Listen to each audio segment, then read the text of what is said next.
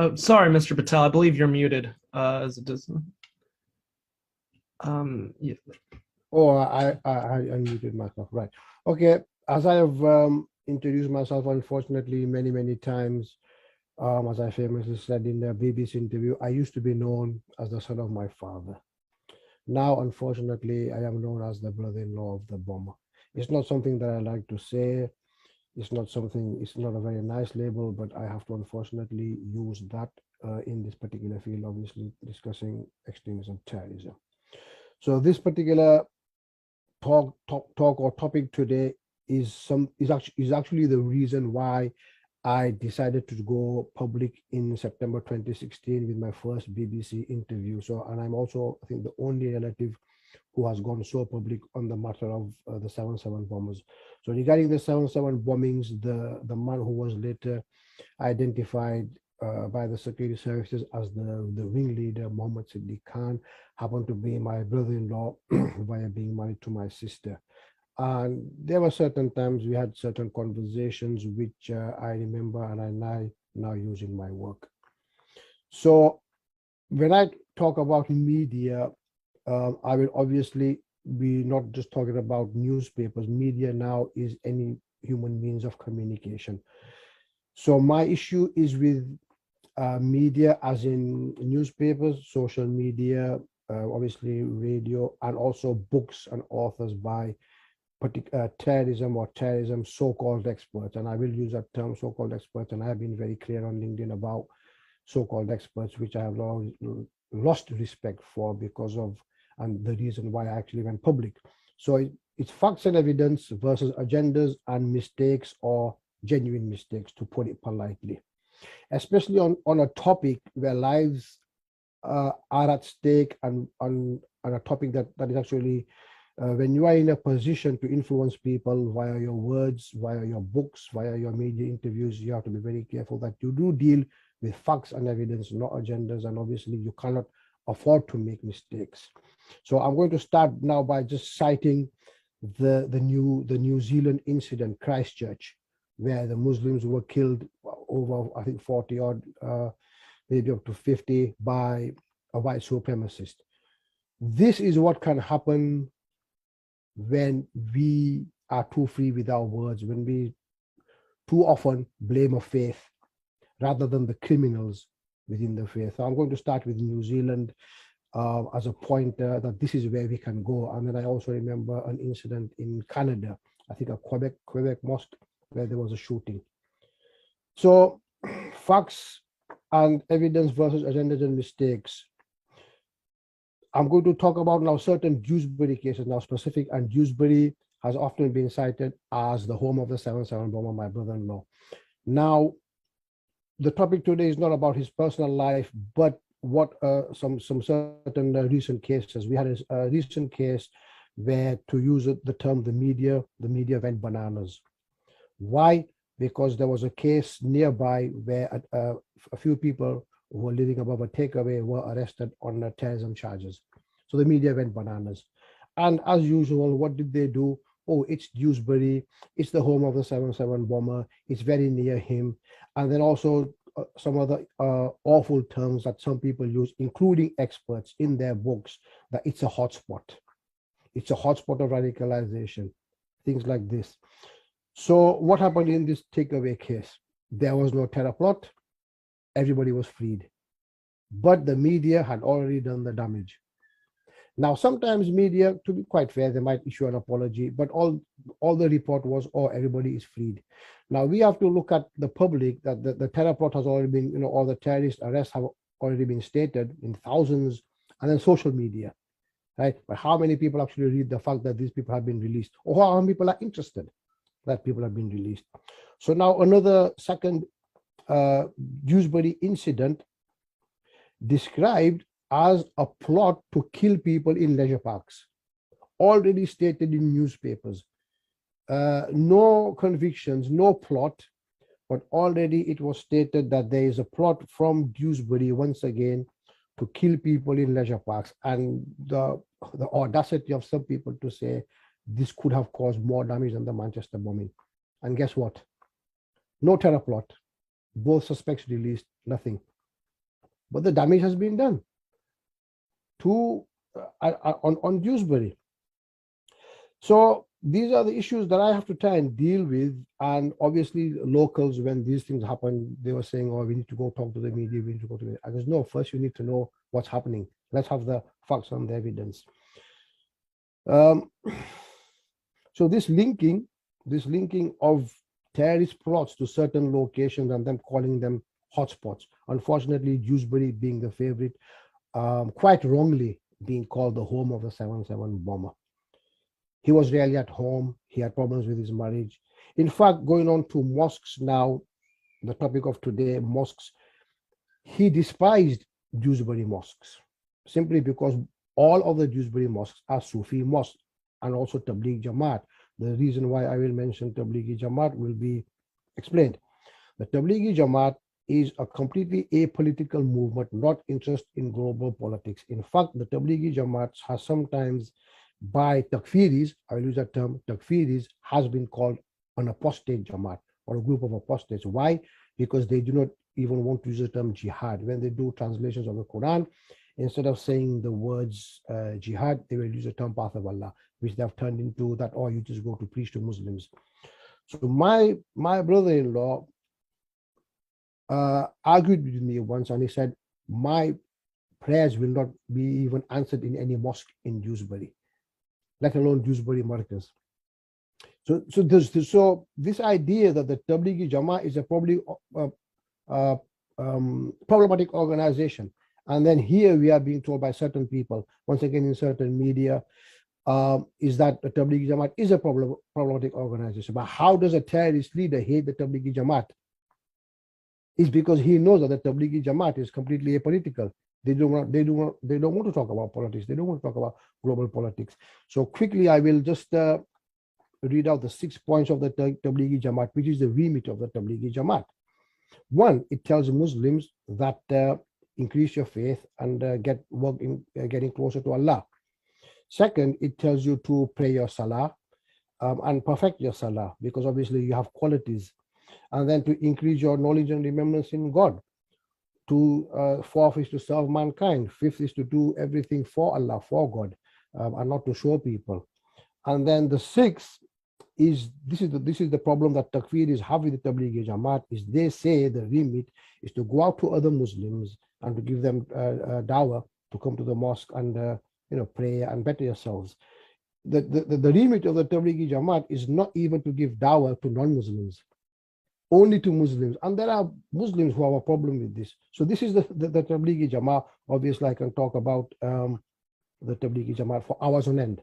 Now, regarding the Tabligh Jamaat, recently, I'm sure everybody will remember the Texas case where Malik Faiz from Blackburn traveled to Texas. Now, despite all his personal problems, which I have listed here, or he was deferred to prevent 2016, certain issues with other security services, marriage breakdown, business breakdown, domestic violence. His wife reported him for domestic violence. His family even said that this man has issues, they couldn't deal with him. The Tabligh Jamaat word keeps on coming up in certain media. Oh, happened to go in Tabligh Jamaat, happened to go in Tabligh Jamaat. Well, all Muslims go in mosques. Tabligh Jamaat operates most mosques. So, but here we have this kind of a signaling that, hey, look, this guy went in Tabligh Jamaat. Maybe the Tabligh Jamaat has something to do. What about his personal issues? What about his marriage breakdown? What about, and I don't want to talk about mental health issues today, it's a different topic, but what about himself making certain choices? So this blaming of mosques and the blaming of Tabligh Jamaat and this kind of blaming of imams and the Muslim community can be very dangerous, because you can end up with a situation like Christchurch or in Quebec. And we have actually had in my area a few years ago, there were arrests where the far right, or whatever you want to call them, neo-Nazis, had a list of local mosques and imams who they wanted to target. This is a direct result, as Nina has said, about constantly pushing this Muslims are evil, mosques are evil, mosques are teaching terrorism, certain imams are teaching terrorism. This is we have to be very careful when we have access to the media, to thousands and millions of people through social media, that we do not cause hatred towards an entire faith of people. By all means, condemn terrorism. I do. By all means, condemn them. By all means, condemn. In fact, some people have asked me, they've said, will you ever forgive your your brother-in-law. I goes, no, I'm never going to forgive him. Why should I forgive him? He practically destroyed my life, my family's life. He destroyed those people's lives in London and more, and destroyed the whole the whole relationships of in the UK and the world. Why should I forgive him? So yeah, by all means, condemn terrorists. So this leads me on to now, why do some people misunderstand Islam and Muslim terrorists? Islam and Muslims, or why do these Muslim terrorists commit these acts, or why did some go to join ISIS, or why did they do this in London and also Paris? Now, via my research and via my insight, I got in contact with, I found someone called Dr. Lewis Harrington, who's in the process of a book called Understanding Islamist Terrorism in Europe. Here, the terminology Islamist was actually chosen by the publishers. We had different ideas, but I realized that no matter how we phrased it, there would be a problem. You could call it martyrdom terrorism, Muslim terrorism, most terminology, there will be a problem, or somebody will find a problem. Right. So I mentioned to Dr. Lewis that my brother-in-law, and this is something very significant, one day out of the blue, he mentioned his family issues, because I asked him, why are you so angry? Why are you always angry? What's your problem? And he told me of a very disturbing childhood issue that had happened to him outside of the family, which is in the book. That outside of the family, and he went home, and he actually asked his parents and family for support, and he got no support. So this particular incident then is childhood trauma. The details are in the book, and sometimes I give further details, privately to people. So he had childhood trauma, he had issues. He was angry, very angry with his father. So I'm thinking, he's now married to my sister, and he's mentioning a childhood incident. What's going on? So Dr. Lewis Harrington explained that it's childhood trauma. They carry all their life, and it's something that they want to get off their chest. So then, reading other cases, because I've obviously read, criminal cases of mass murderers in America and mass shooters and all kinds of people. Childhood trauma, personal issues, anger issues with parents, with father is very common. Why is it when so-called experts or media talk about Muslims killing people, why is there a different approach, and why is there a different approach when there's white mass shooters? Why are the two differences very, and I mean, obviously, I'm not just saying this. This is the reason why I went public, because I had an issue. Hang on, when you go to report, when you go to a town and there's some alleged terror case, why does a picture of a mosque end up in the newspaper? Why are you doing that? I mean, can you imagine the danger if you constantly put pictures of certain mosques in newspapers and the far right? And as we know with Europe and America, people have been found with lists of mosques and imams to attack, and mosques and imams, people have been attacked. So this constant blame that it's not the terrorists, it's the faith. Whereas thankfully, and I do say to the security services deal with the criminal. The security services don't blame the community. They blame the criminal. That's why, because I know how they work and I have had dealings with them, they deal with the criminal, not the family. Even when you talk about family trauma, they're not going to blame the family trauma for the acts of the criminal. They blame the criminal who committed the crime. Yet, unfortunately, on social media, and unfortunately, some experts will, and there are certain experts, obviously, I never mention names for obvious reasons, who also put too much of an emphasis on theology. They said that, we need to argue their theology there. So it is there. There are obviously certain things that they use and they choose to use. But then if it is Islam, as Nina said, why aren't 1 billion Muslims terrorists? If it's the book, if it's the Quran, then we're all terrorists. If it's the Prophet, then we're all terrorists. But why isn't that the case? As Nina has eloquently said. So the thing with mosques and imams is most mosques and imams already teach normative Islam. Normative Islam, what is it? Do your prayers, be good to people, connect with God. That's it. And it's bland. It's bland, it's boring. This is why terrorists don't like normative Islam. This is why they went on Grand Theft Auto Jihad to Syria, to ISIS. Now, as Nina said, ISIS was also prophesized.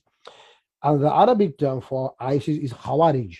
Khawarij, Muslims have already dealt with Khawarij. Khawarij were people, Muslims and they were Muslims in the past who killed many Sahaba, who killed many Muslims. So it's a power struggle. It's a power struggle. It's about power and ego. Now, interestingly, the reason why Takfiris or Salafi Takfiris, and I don't want to use the term Salafis because that's wrong, because there are also Sufi Salafis. So Takfiris do not like Sufis because Sufis will tell you to focus on your journey to God, whereas these people are highly politicized and they want to take over. In fact, that is why, I've spoken to other people and who I respect. They've said, yeah, they've killed more Muslims in the Middle East than non-Muslims have died in the West. So the pressure on imams now, with my expertise, how am I supposed to spot a terrorist? How am I supposed to spot someone who has those views if I have a discussion? So, on thought policing, and I give an example, like if I'm standing behind someone in a supermarket and someone's there, I don't know what that person is going to do when they get home, whoever it is, what they're going to access on the internet when they get home.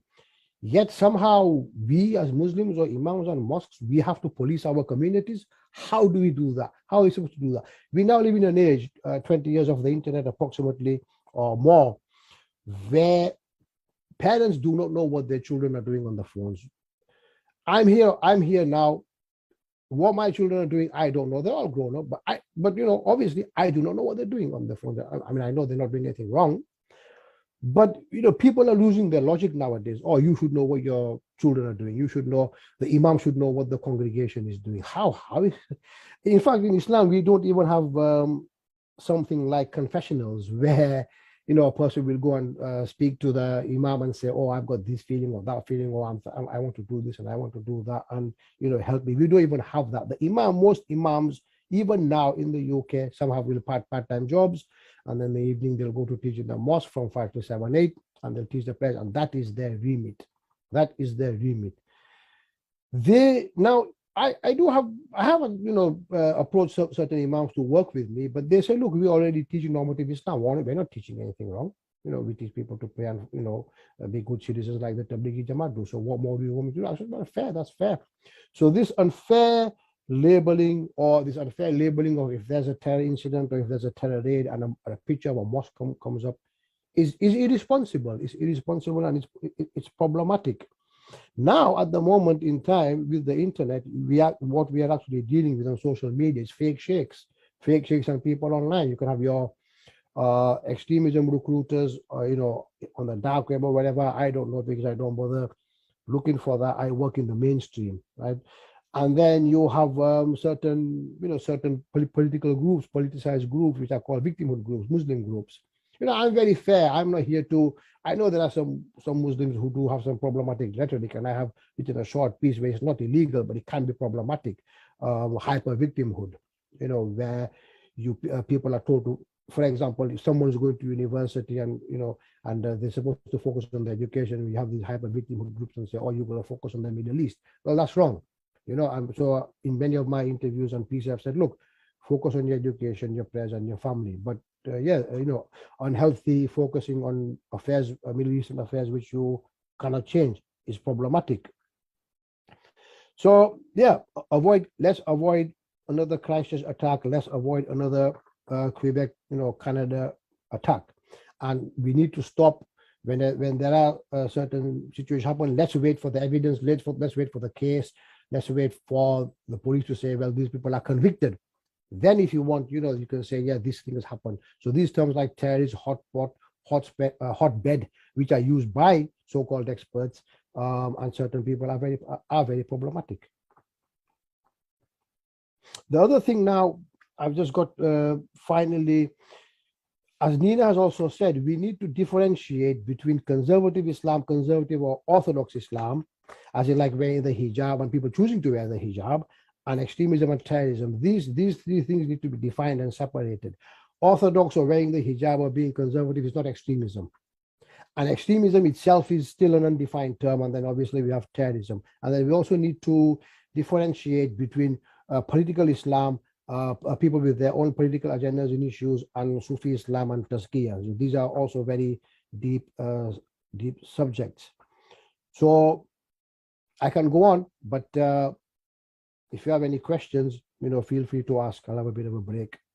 And I also have a list of solutions if you want to use. Is that okay? Thank you for your enlightening speech, Mr. Patel. I don't know, Thomas, do you have any question? Nina has a question. Okay, Nina, you can unmute your phone. Thank you very much, Ahmed, for this inspiring lecture. I don't have a question, Ms. Marku. I just want to clap my hands, so I thought it was a right reaction. But yes, maybe a question could be for Ahmed to give us maybe some more details about his solutions, because from my understanding of the work to prevent violent extremism, there is a lack of understanding the religious communities. And I think it might be very valuable to hear something more from Ahmed regarding this topic. I have some notes. Yeah. Is that okay? Right. So solutions, I have put forward some solutions because obviously my work is about solutions.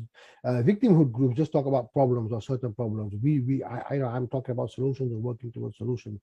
So one is that the general public needs to differentiate between crimes and criminals of a faith and the faith. That's one thing. And we need to avoid hatred towards the entire community, and also assumptions and myths which are perpetuated by obviously media and unfortunately books that I have read. As I said, the sole reason why I went public in 2016 is because I got tired of the nonsense. And nonsense is a polite word. There are other words, but I'll use the word nonsense. As Nina has said, majority of Muslims are innocent. Majority of Muslims have condemned, and there's been fatwas from all over, all kind of different mosques all over the world, condemned, and yes, we condemn. But there's still this,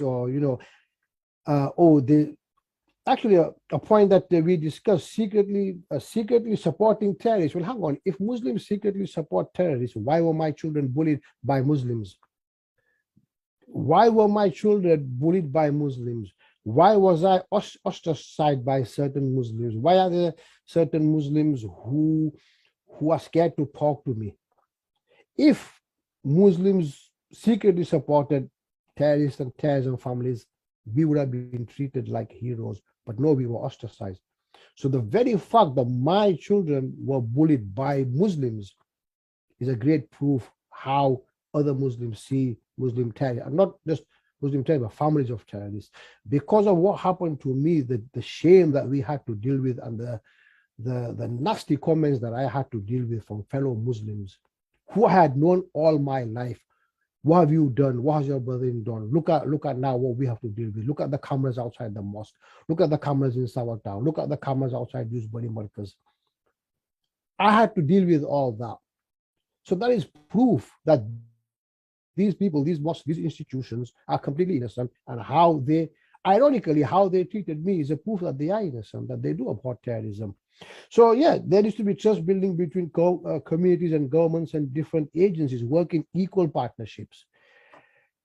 If you were to deal with, as I have said, and a lot of people, they don't like me saying this, and I said, if you want to deal with Muslim terrorism or the Muslim terrorism issue, you need Muslims. I'm sorry to say that you're going to need Muslim experts. And I've also stated publicly on LinkedIn, I'm sick of think tanks or so-called think tanks who talk about Muslims, and there's not a single Muslim expert on board. Now, granted, sometimes they might have asked a Muslim, and I will also say there aren't that many. So how can some Muslim expert be on all the different Zoom meetings? But sometimes they do have advisors. But I do notice certain organizations who never have a Muslim expert on the board. So the issue there is they are talking about Muslims. What should be happening is you should be talking to Muslims or with Muslims, and especially someone like myself. That is why I went public. But obviously, some of the things that I'm saying people don't like. Why won't they like it? Because I can say, well, that book of yours, put it in the bin. That paper of yours, put it in the bin. It's nonsense. And this is Dr. Louise Harrington's book, puts a lot of so-called experts' books in the bin. So when we talk about white criminals or mass shooters in America, I have read so many books on their personal stories and their personal histories, interviews with their parents. I actually recently attended a webinar with the mother of a mass shooter. Why is it that when the murderers or mass shooters are non-Muslim, people go to families and we go into their histories? Yet if it's a Muslim, the first port of call is a mosque or an imam. What do you expect the most to say? Go to the family. This is why I went public. And this is why I say to people, and there are some certain Muslims, ladies that I know, whose Nina will know, whose children went to ISIS. Why did they go public? They say, talk to us. We will tell you about problems in the home. And yes, some of them do admit that, myself, I'm not going to mention names, obviously, or myself and my husband split up, and that affected my child. So yeah, personal issues, psychology, and drug abuse. We have a list of 80 people, as Nina has so many from France, drug abusers, drug addicts. And this official data, this isn't something that I've just brought out because I want to. And let me also say, quite clearly that these problems that they have, these factors, they're not justification, but they are factors. So why don't more experts and media factor in these people's personal issues, as I did with my brother-in-law? I had to go public and say that something can happen to him in his childhood. He was affected, and that is why so many years later he told me about that incident. And as the criminologists will know, and I have researched, how many criminals in the world have parent issues, family issues, and have some story of some childhood incident trauma? Why don't we explore that? If we explore that with mass shooters and mass murderers in America, as I've researched many, and I've read many documentaries. I think the last one was Charles Manson. I have a whole list, and I don't want to be here giving people, I do have a list of research, but I can come up with a list of huge research that I've done. Because up until I went public, it was research. It was research because when I went public, I did not want to be some idiot, because I know there are people out there, Muslims, who have what they have been doing. They think they can go in front of the camera, or they think they can talk about extremism, terrorism, and they can't because they haven't done their research, because they've got nothing to compare to.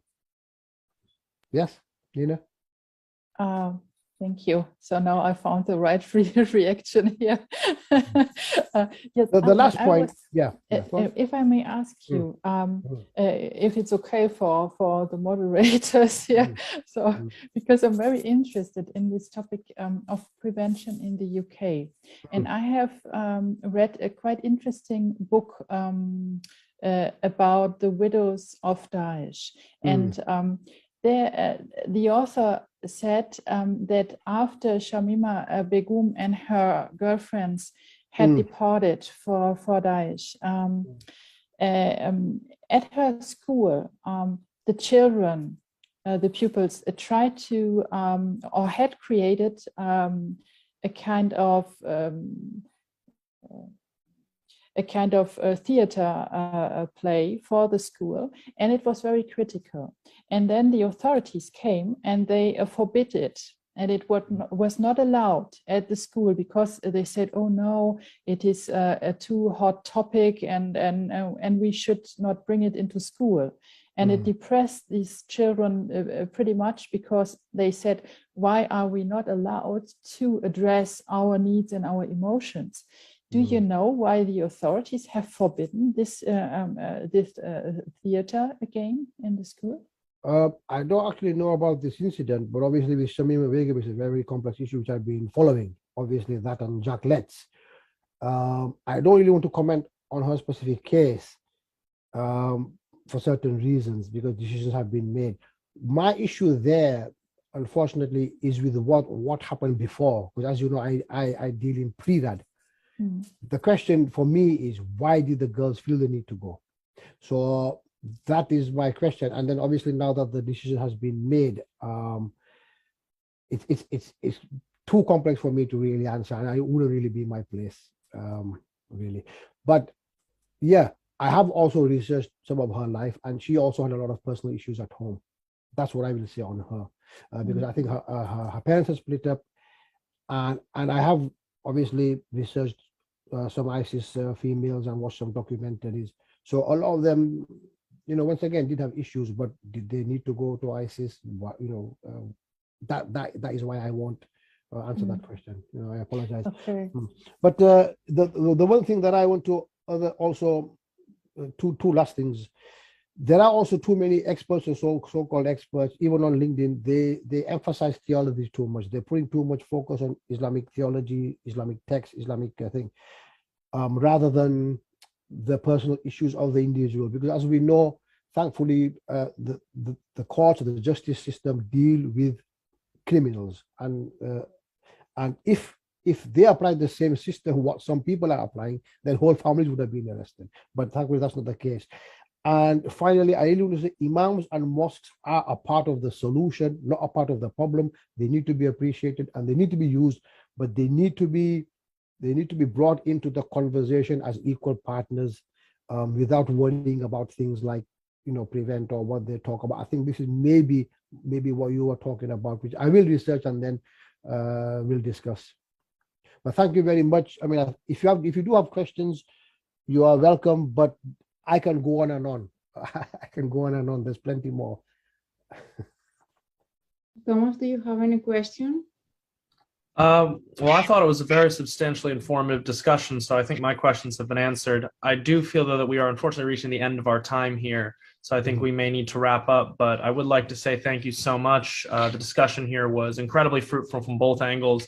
We really appreciate having you here. It was very informative to hear about the role of spiritual leaders, their inclusion in the conversation, as Mr. Patel said, as well as the kind of framing of the discourse with this, whether that's media sensationalization and the kind of people seeking symptoms and causes of radicalization that are very uniquely tailored towards the Islamic community, supposedly, that they claim are unique to them, that are, theology, as you mentioned, is incredibly relevant in much of the public discussion on these issues that is almost never seen. Because, yes, as you mentioned, here in the United States, we suffer from an issue of white supremacist terrorism. We suffer from an issue of young men being radicalized in very similar fashion, but rarely is it accused of the same roots. Rarely are you asked as a white man or a Christian person to disavow the entire institution that led to this radicalization ostensibly.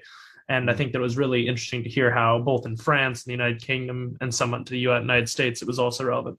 Nina, do you have something to say?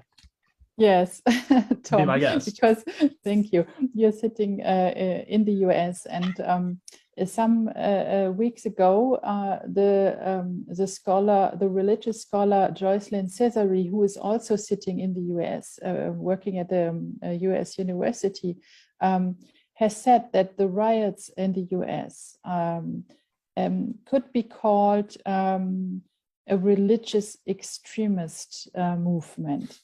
Do you think, from your own experience, as you have been a member of St. Andrews and well informed about terrorist incidents in the United States of America, would you also say that these riots could be called a religious extremist movement? And is that in reference to the January 6th Capitol riots? Yes, it is. So I would say, and this kind of fits in that notion of universality of condition, but not universality of framing, that I think those absolutely had a component of religiosity to them, but they absolutely had a political component too. And I think people overemphasize the political to allow the majority of people to separate themselves from it, because there are a great many Christians in the United States, but that is a luxury that's not typically offered when you see perhaps I think of the Benghazi riots that led to the death of several Americans abroad, that are oftentimes framed exclusively religiously, that are framed without the political component that was similarly there. So I think the two intertwine fairly frequently, and it's once again, it goes back to that framing question of how we approach it, who we'd like to emphasize as the most relevant actor, and who we'd like to be able to distance ourselves from, and perhaps what we don't offer many times to Islamic communities that are viewed as being party and parcel to these radical events because they have been linked together by religion rather than by politics. But I think there's a component of it, absolutely. Quite interesting. Thank you very much. Thank you for the question. But yes, once again, it was a wonderful discussion on behalf of the Washington Institute for Defense and Security, Dr. Nina Kasegi and Mr. Ahmed Patel. I'd like to thank you so much for your time and for your very insightful comments, and we hope to have you again. Ms. Spiridula Marku, also, we'd like to thank you for moderating and for doing a wonderful job of keeping us on time and ordered. And hope you all have a wonderful day. Thank you. Thank you. Thank you. You too. Bye.